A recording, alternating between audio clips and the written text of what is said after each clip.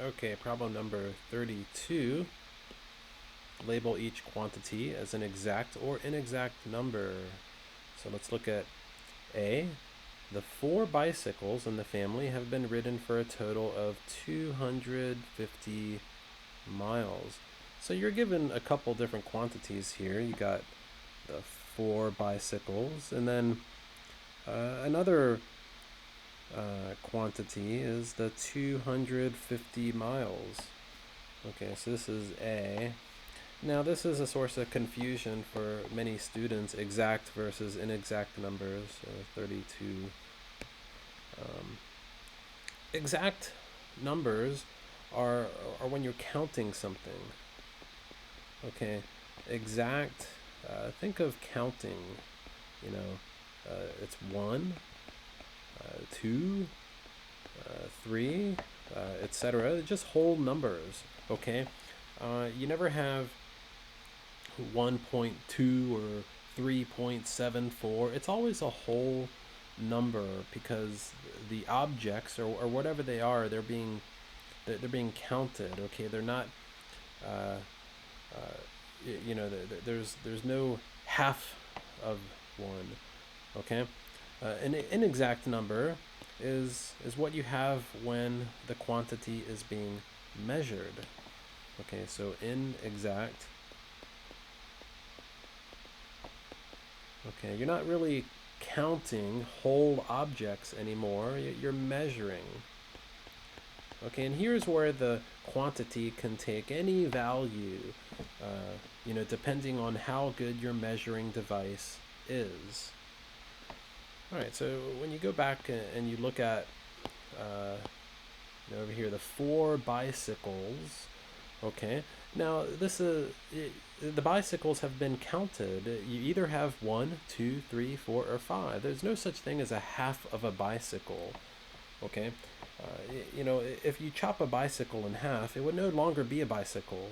Okay, so we're talking about bicycles here. You either got 3 of them, or 4 of them, or 5 of them. Okay, so this is an exact number. I'm just gonna label that as exact because it's being counted here. Okay, the other quantity though, the 250 miles. Okay, the 4 bicycles have been ridden for a total of 250 miles. Well, who actually determines that? Does it have to be exactly 250? Maybe if somebody took a look really closely, measured the distance that they all went, maybe it was a 250.1 or 250.34. Who measured this? Somebody had to actually measure that distance. Okay, so this is a measured quantity, and it's an inexact number. So I'll write inexact because somebody had to measure that distance. Okay, let's look at the next one. A child fell and had a 4 centimeter laceration that required 12 stitches. So it looks like we see 2 different quantities here, this one and that one. So how about the 4 centimeter laceration? So you got some cut. Here's the child's arm or something. Uh, you know, this is an awful drawing. Okay, there is a child's arm, and the child has a scrape. There it is, right there. Some kind of scrape, and it's a 4 centimeter laceration. So, somebody had to actually measure the distance. And you get some measuring device. Whoops. So there it is again. So you get some measuring device. Break out some ruler. Put it next to that. There's got to be lines on the ruler, and so okay, that's 4 centimeters. But if you look really closely, if you get a better measuring device, maybe you'll see that it's 4.1 or 4.2 or 3.99 or something like that. So the first quantity is definitely a measured value.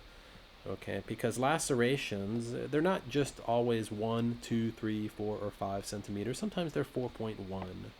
Okay, so this is an inexact number, a measured quantity. So I'll put inexact. And the next one, the 12 stitches here. Well, stitches are always integral. You either got 11 of them, 12 of them, or 13 of them. Okay, you can't have a half of a stitch. Okay, stitches are kind of like bicycles. You either have one or you don't. So 12 stitches, these are whole numbers we're talking about. These are exact numbers. You can count them up. So count them up. Go back to this laceration here. 1, 2, 3, 4, 5, 6, 7, 8, 9, 10, 11, 12. There you go. So 12 stitches, and that's an exact number. So let me write that down. Exact. So very similar to problem number 33. I'm sorry, 31. You know, exact or inexact.